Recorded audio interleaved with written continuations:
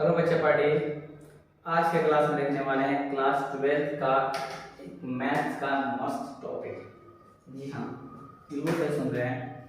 ये क्लास 12 का मैथ्स का एक बहुत ही शानदार टॉपिक है जिसका नाम यहाँ पर लिखा गया है रैखिक अवकल समीकरण। क्या लिखा गया है? रैखिक अवकल समीकरण। देखिएगा, आप लोग को यहाँ पे बताना चाहता हूँ क्या कि रैखिक अवकल समीकरण के थ्योरी को एकदम आपके माथा या तो कपार में क्या कर देना, जमा दूंगा। ठीक है ना? बस इसे क्या करना है, शांति से देखना है। क्या करना है? शांति से देखना है, एकदम माथा में जमा देंगे। देखिएगा कि सबसे पहले जानना चाहते हैं क्या कि ये आप लोगों के लिए बहुत ही क्या एक इंटरेस्टेड टॉपिक होता है और यहाँ से एग्जाम में क्वेश्चन पूछे जाते हैं। सुनिए आगे चलिए। तो आज का हमारा लक्ष्य है कि रैखिक अवकल समीकरण कहते हैं किसको और रैखिक अवकल समीकरण को हल करने के लिए क्या तरीके हैं। ठीक है, चलिए इसे सबसे पहले क्या करते हैं, देखते हैं भैया। तो यहाँ पे देखिएगा रैखिक अवकल समीकरण की डेफिनेशन क्या होती है। देखिएगा, वैसा अवकल समीकरण जिसका घात एवं कोटि कितना होना चाहिए, 1 होना चाहिए। वैसा अवकल समीकरण जिसका घात एवं कोटि कितना होना चाहिए, 1 होना चाहिए। और उसका रूप देखिएगा इसके फॉर्म में होना चाहिए। उसका रूप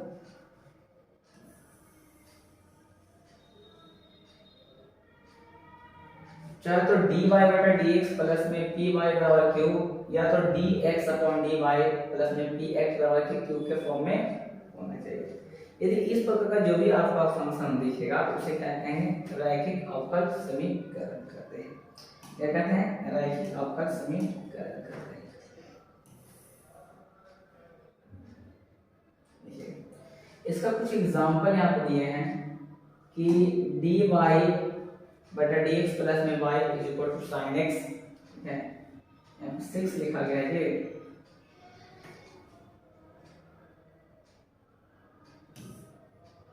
अभी क्या करना आपको, sin x करना है।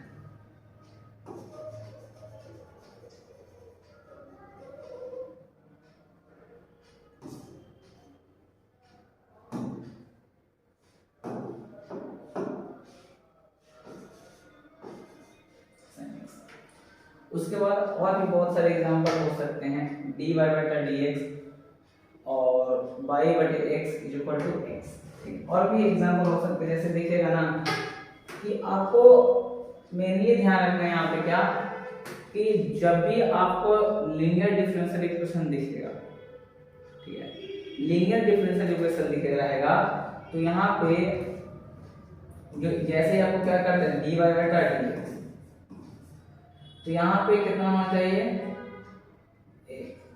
कितना होना चाहिए, 1। उसके बाद कुछ भी मिले हम उससे दिक्कत की बात नहीं, हम लड़ जाएंगे क्योंकि आपका क्या है, लीनियर डिफरेंशियल इक्वेशन ही है। ठीक है, क्या बोले, ध्यान देना फिर से। जो आपका लीनियर डिफरेंशियल इक्वेशन होगा वो इस प्रकार से होगा, इस प्रकार से। यहाँ पे भी आपको बताया गया है इस प्रकार से होगा, इसके अलावा वो और कोई भी रूप में नहीं होगा। ठीक है, अब आते हैं क्या कि रैखिक अवकल समीकरण का सॉल्यूशन कैसे करते हैं। तो अभी अभी आपने देखा है कि जो आपका रैखिक अवकल समीकरण है वो dy बटा dx बराबर में क्या होना चाहिए, आपका q और dy बटा dx बराबर प्लस में px बराबर क्या होना चाहिए, q होना चाहिए। चलिए किसी पहले एक को लेते हैं। ठीक है, इसको लेते हैं किसी एक को। यदि आपको सवाल में कहां पे, यदि आपको सवाल या दूसरा क्या कहते हैं, प्यारा सा क्वेश्चन में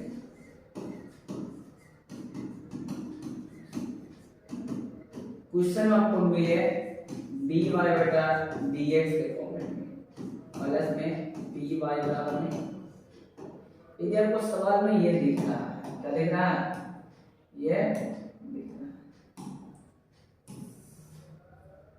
तो सबसे पहले आपको ध्यान रखना है क्या कि जो इसके स्टेप होते हैं, क्या होते हैं स्टेप, पहले p का मान क्या होगा और q का मान क्या होगा, उसका मान पता करते हैं। तो फर्स्ट स्टेप में आपको क्या करना पता कि P तथा Q का मान क्या होगा, क्या होगा, और ये जो मान होगा आपको होगा x के फलन में, इसके फलन में x के फलन में। जैसे कि यहाँ पर देखिए, जैसे कि यहाँ पर देखिए, यहाँ पे देखिए जो यहाँ पे, अब यदि हम यहाँ से बात करते हैं P का मान और Q का मान कैसे निकालेंगे, तो बाई के कोएफिशिएंट देखना है, बाई के कोएफिशिएंट कितना है 1, तो ये आपको हो जाएगा P की जगह पे 1। अब यहाँ पे बराबर में क्या है, जो बराबर में रहेगा वो आपको हो जाएगा इसके फॉर्मेट में, तो Q के फॉर्मेट में। यदि यहाँ से बात करते हैं कि P का मान क्या होगा, बाई के कोएफिशिएंट देखिए 1/x है, तो यहाँ पे P का मान है 1/x और Q का मान कितना है, तो ये कितना हो गया x। देखिएगा दोनों में एक बात कॉमन है क्या, कि जो दोनों में जो आपका P का और Q का मान है वो x के फंक्शन में ही आ रहा है। इसका फंक्शन हमारा x के फंक्शन में ही आगे देखिएगा। तो क्या बोला, सबसे पहले यहाँ पे आपको क्वेश्चन में यदि आपको दिया हुआ रहेगा dy/dx प्लस में py बराबर में q, तो सबसे पहले आपको फाइंड क्या करना पड़ेगा, p एंड q का मान, जो कि आपको किसके फॉर्म में होना चाहिए, x के फॉर्म में। देखिएगा उसके बाद आपको सेकंड स्टेप आता है, बहुत ही इंटरेस्टेड है,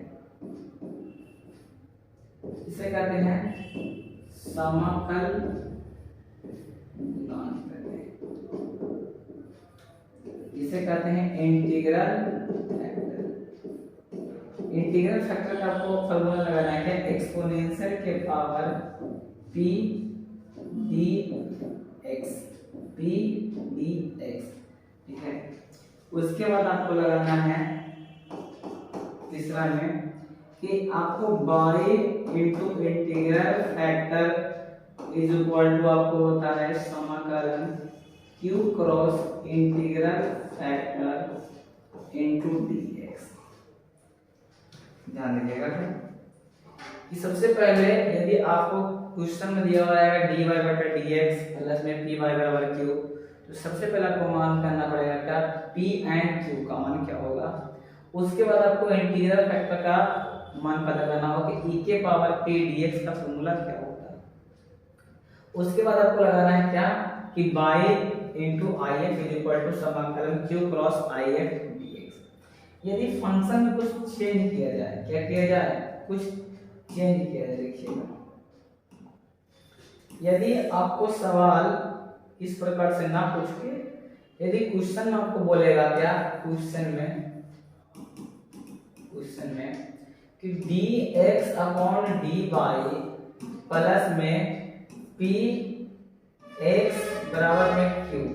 देखिएगा अब ये क्या हुआ है कि पूरा का पूरा मैटर चेंज कर दिया है। क्या किए हैं, जो देखिए यहाँ पे पहले dy/dx था, अब यहाँ पे क्या करते हैं dx अपॉन dy, यहाँ पर कितना था p बाई, यहाँ पे क्या कर दिए px बराबर में q।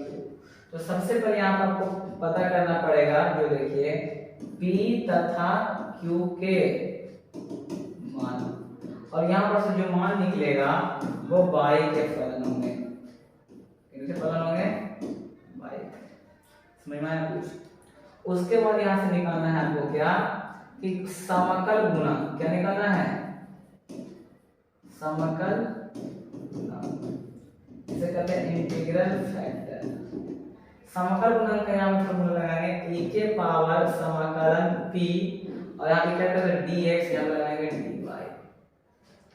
उसके जस्ट बाद यहाँ पर लगाएंगे तीसरा स्टेप में कि यहाँ पे y था ना, अब हो जाएगा x into integral factor is equal to, यहाँ पे हो जाएगा आपका q गुना, यहाँ पर आपका कितना रहेगा y f इंटू वहाँ पर dx का ना, तो हो जाएगा dy। ध्यान रखना है यहाँ पे।